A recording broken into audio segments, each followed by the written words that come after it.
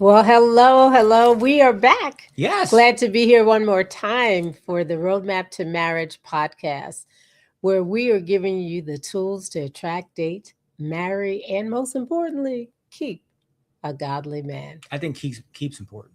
I, Yep. I agree with that. Yeah. I'm Dr. Paula C. Perez, educator, author, speaker, relationship coach, wife, bunch of things. And I am Pastor John Perez, 1 week away from saying I am educated with a degree, uh, graduating next week, real happy. And so, pastor, mentor, coach, husband, grandfather, father, uh, most importantly, servant leader. I think sometimes Amen. we lose sight of that, but that's what we are. Amen. So today's episode, we're talking about do opposites attract? They And do. this came up because one of my coaching clients asked me that question in our coaching session. And it was really at the end of the session. So we pushed it off. But I thought, why not talk about it on tonight's episode? Yeah. So, do Do, opposites attract? do, I think we're living testimony proof that opposites do attract. I think, have you ever been attracted to someone who was completely opposite from you and wondered if that meant that was your person? That was, Mm. and I'm like, Yeah, interesting. for sure. Obviously, John and I are different in a whole lot of ways, but are we really opposite? We're going to define opposite because now she threw me for a curveball. But no, I think in opposites, we are. I think that besides the obvious male female, besides the obvious in melanin, those are So, some. give me an example. How are we opposite? I've always said that when people ask me about Paula and myself, and I've always said she's book smart, I'm street smart. I think that's always been kind of the thing, but now I got to take that away because now I am book smart. Amen. I can qualify for that, but I think that we bring just different things, the way we look at things, the way we think about things, Mhm. even like, for example, how we think about how to do math, and for me, I get to a number different than hers, but it doesn't mean that I did it wrong. It's just that we It's have a different. different way of doing it. And Amen. I think difference is what makes, is the variety of life. It's that spice that you need sometimes. But having somebody, think about it. If somebody was the same as you, that'd be pretty boring. Hmm. But opposites do attract. And the other thing that we got to look at, it's the completion, right? It's it's the yin and the yang. It's bringing together what you don't have and I have, and now bringing it together to form one union. And that's what we're looking at. But is it really opposite? And the question Yes. is that biblical? Is it even wise? Or is that just chemistry? Uh, So we're going to delve yeah, into let's delve into it because why. you hit some biblical, Hmm. yeah, wise. I think there's a So, lot of wisdom in trying to look. I think if you were to put two people together that were the same in everything that they do and everything that they are, there's no completion. mhm. You're still missing something. That's Okay. me. So sometimes being opposite can feel attractive. And I think there's a lot of reasons. We are often drawn to what we admire. If somebody can do something better than you, we tend to gravitate towards that. So, Oh, for instance, okay. an introvert, extrovert. Yeah, but I wasn't always an extrovert. I Okay. became an extrovert. I was introverted, and then now you can't stop me from being an extrovert. Hmm. And I think I think the other one is planners attracted by spontaneous. I think that's obvious. Emotional purpose are attracted to those logical thinkers. I think that is obvious. And I mean, I think you wrote our qualifications here. This is pretty cool. Visionaries are attracted to stabilizers. I think when I look at all of these, I see our relationship. It's very. So the question is it really is attraction inspiration? Or is it that we are compensating for what we feel we don't have. No, So are we attracted because we admire qualities that we don't have yet? I think you always are. I think you're always looking at, you do admire people for what they have and what you don't have. I think there's always that discussion that is happening there. But is attraction inspiration, or is it compensation? Look, there are things that certainly that you do better that I don't. Yeah. There are tracks that you think that I don't.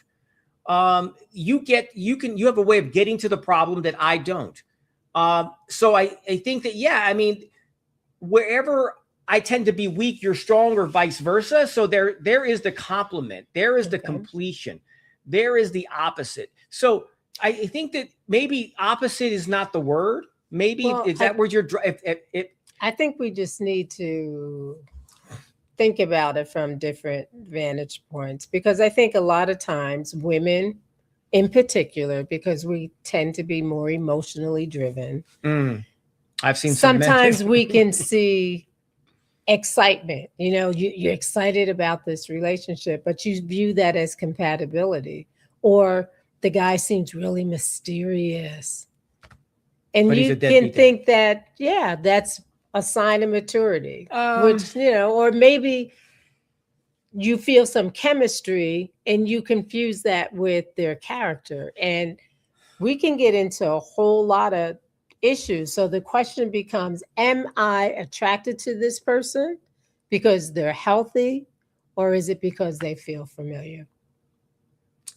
Well, let's look at the feel familiar, because I'll use a person that I know relatively well. And I think he's attracted to the familiar.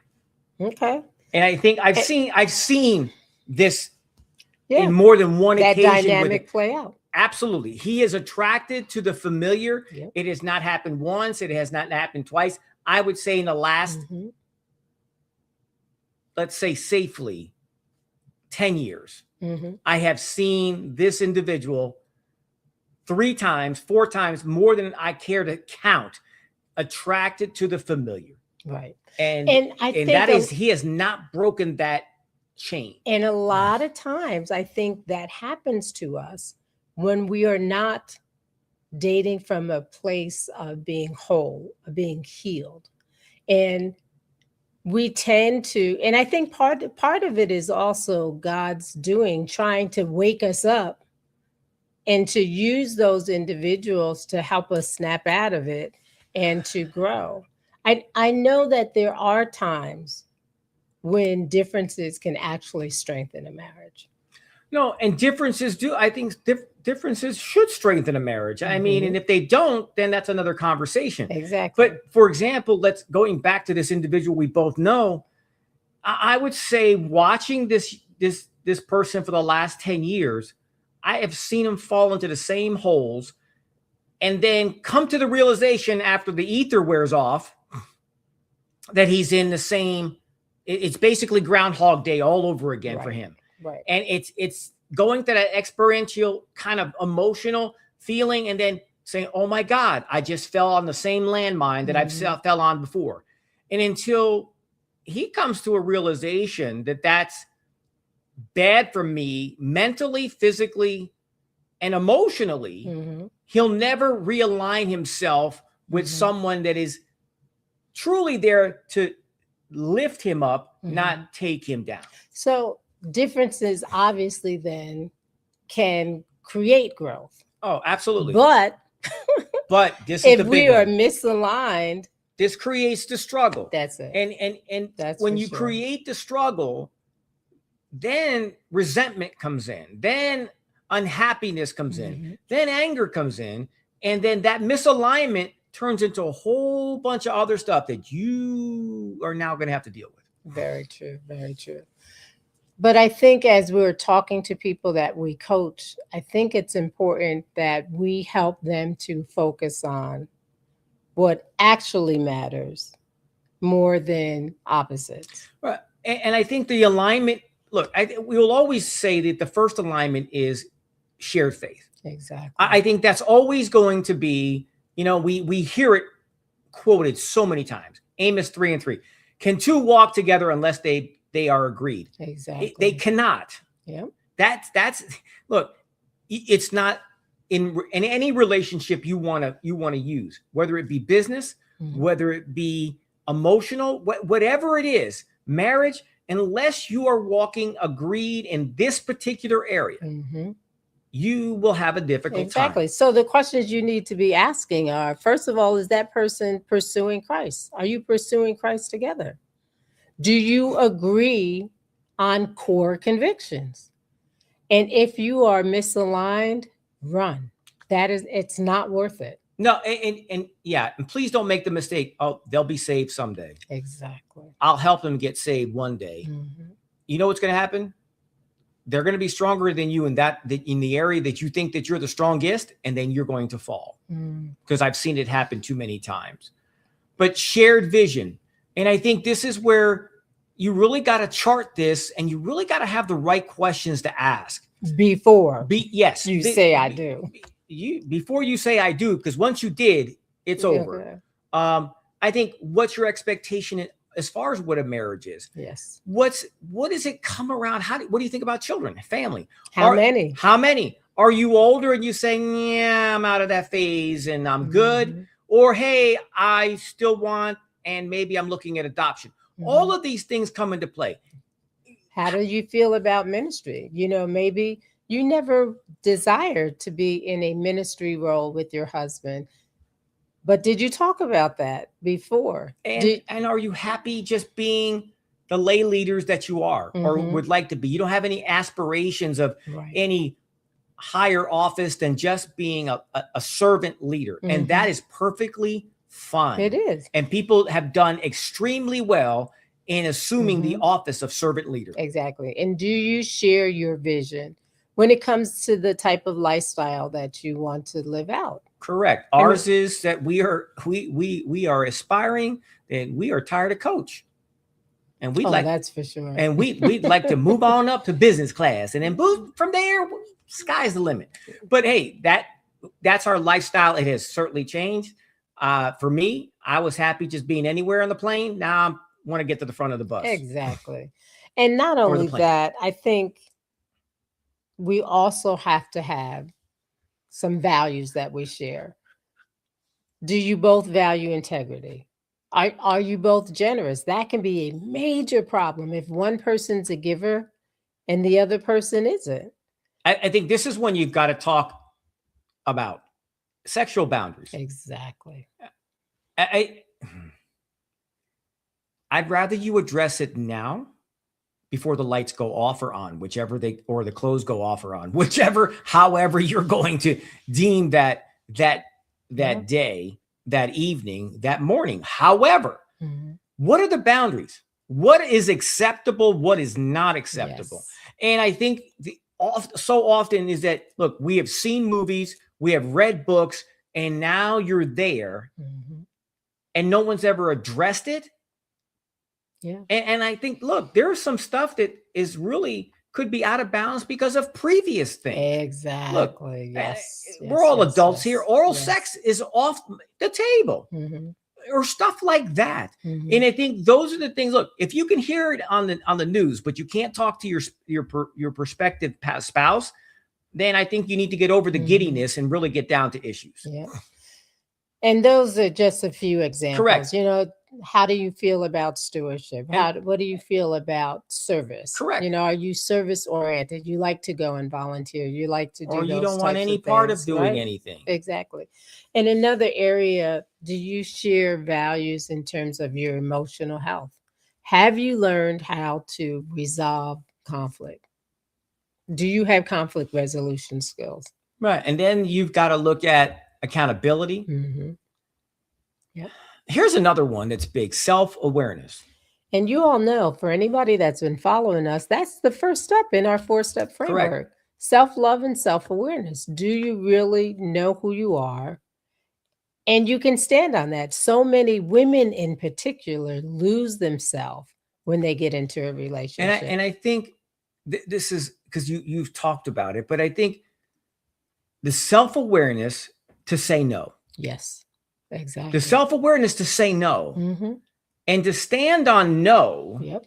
And be able to validate no. Exactly. And not move off of no. And there's nothing wrong with no, but just don't say no. I think you got to be saying the no and the why, right? Because it's important for your whomever it is that you're in conversation with to understand why you're saying no, so that you both understand that this is why I'm so strongly about no. Exactly.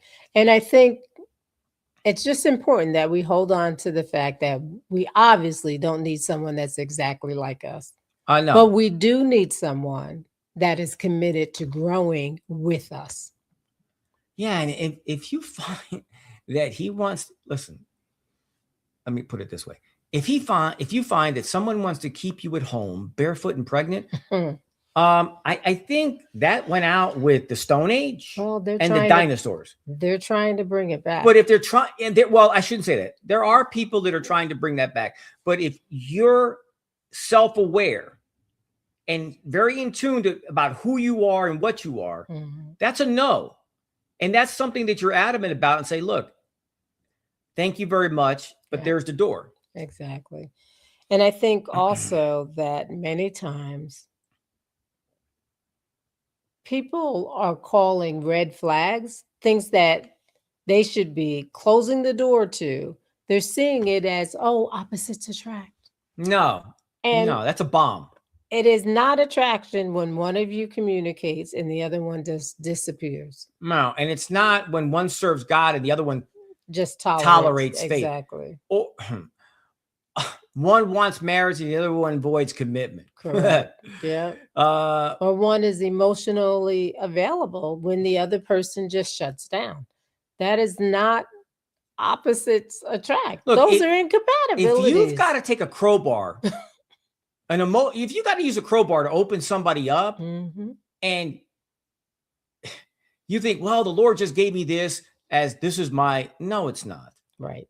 No, it's not. That's not what God intended you to do, for you to pour out and not be poured back into. That's wrong. So listen, we want to give you some practical things that you can do with the person that you are dating and that you are thinking about. Rate yourself from 1 to 10 on these areas. So for instance, in terms of chemistry, do you really like being around them? On a scale of 1 to 10. If it's a 5. Character, can I trust them? If it's a 6, or if it's a 9, wonderful. Compatibility, do you see building something together? Exactly. If you can rate that, well, fine.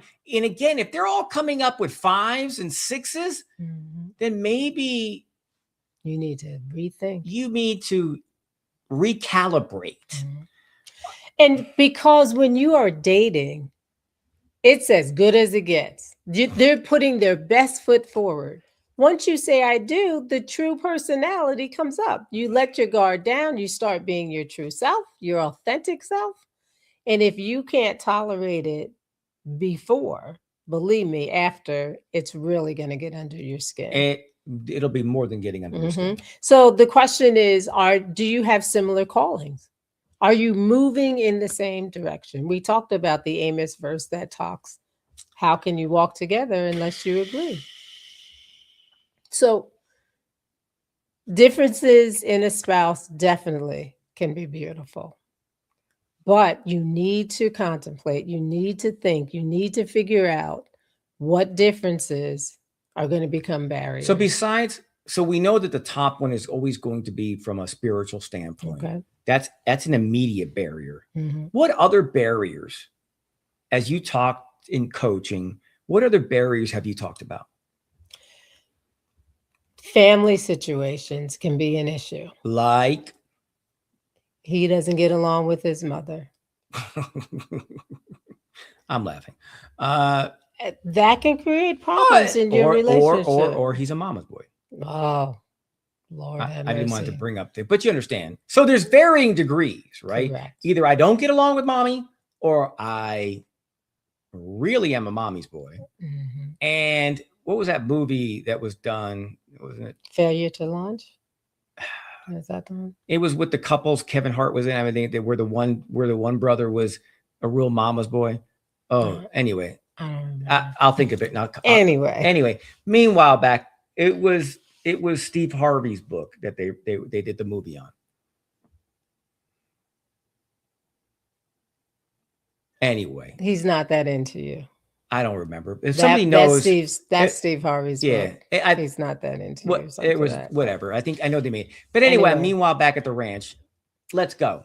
Just want you all, as you are contemplating and thinking about your relationships, do opposites attract? Not really. You have some differences, but the core areas, the major areas, you really need to be in alignment. And you don't want somebody that mirrors you, because you don't need two of you. No, you really need someone who honors God and has really made a conscious decision to be growing with you. That's partnership. That's alignment. Exactly. That's now stewardship. Exactly. And now when that comes together, you have you have that missing component. Exactly. So we want to invite you, first of all, to subscribe. Yes. Hit that bell, follow us. Ring the bell.